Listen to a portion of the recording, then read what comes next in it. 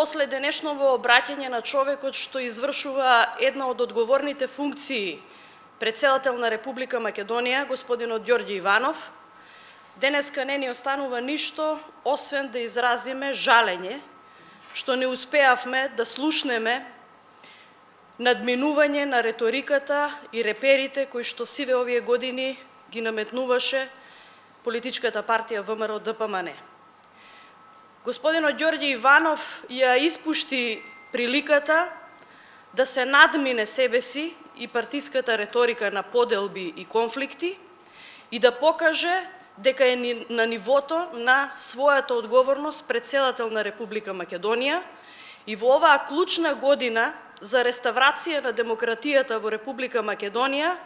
да даде минимален придонес кон помирувањето кое што толку често го истакнуваше во неговиот говор. Не успеа да ја надмине реториката на поделба и конфликти, напротив, ги продлабочуваше со секој искажен збор во неговото експозе. Слушнавме срамен теснопартиски политички говор на Иванов за се,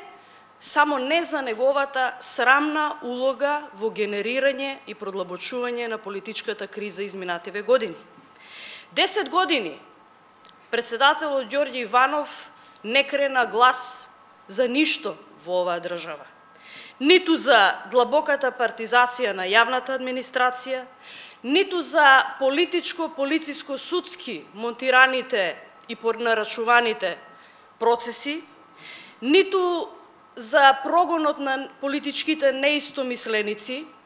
ниту за индексот и растот на корупцијата во Република Македонија,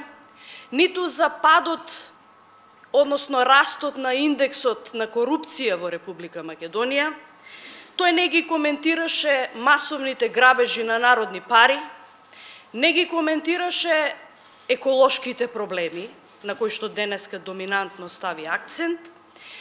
не ги коментираше ниту настаните од црниот понеделник од 24 декември 2012 година,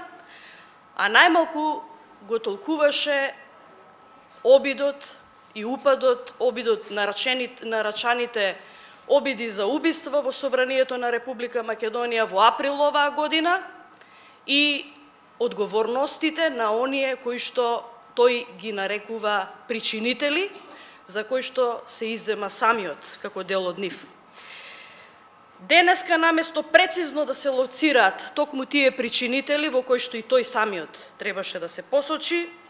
се направи една срамна генерализација на севкупните проблеми во изминативе години со цел тоа да се препише како условно кажано заслуга на новата влада, без притоа да го истакне сето она што имаше прилика да го истакнува во годишните обраќања сиве овие години наназад. Дополнително, тој успеа да фрли дамка на обидот на владата и на напорите што ги прави за зајакнување на добрососедските односи како една од клучните репери и барања на меѓународната заедница во процесот на евроатлантски интеграции на Република Македонија. Напротив, и тие обиди за негување на добрососедските односи, за јакнење на кохезијата меѓуетничка во Република Македонија, тој во неговиот говор фрли дамка. И тоа верувам дека граѓаните го забележуваат и е доказ дека тој не настапи како председател на сите граѓани на Република Македонија. На истекот на оваа година, кога граѓаните си ја вратија заробената држава, покажаа дека се одговорни и државотворни, сите политичари и сите носители на јавни функции имаат обврска да ги застапуваат интересите на сите граѓани на Република Македонија и со тоа и интересите на државата. Секоја власт е одговорна за својот народ, за секој граѓанин поединечно. Само интегрирана Република Македонија, која што ќе овозможи множество и единство на граѓаните, различни по етничка, верска, политичка припадност, може да доведе до стабилна и просперитетна и респектирана Република Македонија.